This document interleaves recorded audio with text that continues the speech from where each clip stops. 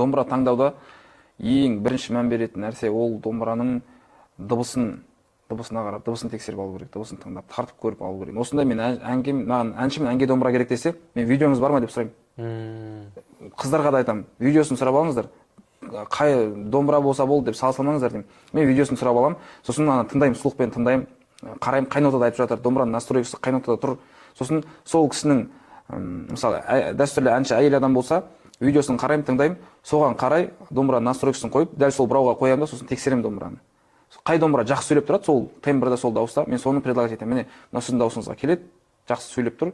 Видеодағы сіздің жаңағы айтып отқан әніңізге, дауысыңызға сәйкес келетін домбыра осы деп солай ұсынамыз. Сол нәрсеге мән беру керек. Так, дыбысына мән бердік. Одан кейін?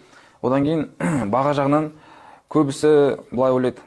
Енді біз көбісі андай айтады да, біз заказной домбыра, біз жеке тапсырыспен заказ бердік деп жатады. Ол нәрсе мүлдем құптамаймын. Өйткені бір шебер 10 домбыра жасаса, постоянно айтатын нәрсем, 10 домбырасы 10 түрлі шығады.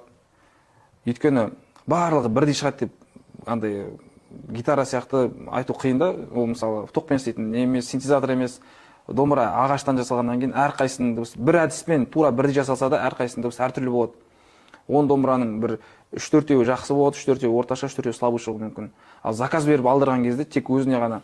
Ол кезде мысалға адам білмейді оған қай домбырасы прям жақсы сәтті шыға ма, орташа шыға ма, әлсіз шығып қала ма. Жасап жатқан адам сәтті шығады деп айтпайды ғой. Жақсы шығады деп гарантия береді. Бірақ ол нәрсе 100% олай болатынына ешқандай кепілдігі жоқ та. Сол үшін сосын мынандай адамдар болады, қымбат домбыра алсам болды, дауысы жақсы болады деп ойлайтындар болады. Қымбат домбыраны да сәтсіз шығып қалатындар болады. Мысалы, кейбір 300-дық домбырадан 200-дық домбыра жақсы сөйлеп тұруы мүмкін. Сол үшін мен айтатын бірінші дыбысына қараңыздар деп. Одан кейін басқа жақтарға доставкамен жібереміз ғой біз.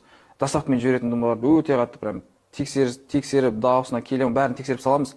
Ал Астанада тұратын адамдардың көбісін біз шақыруға тырысамыз.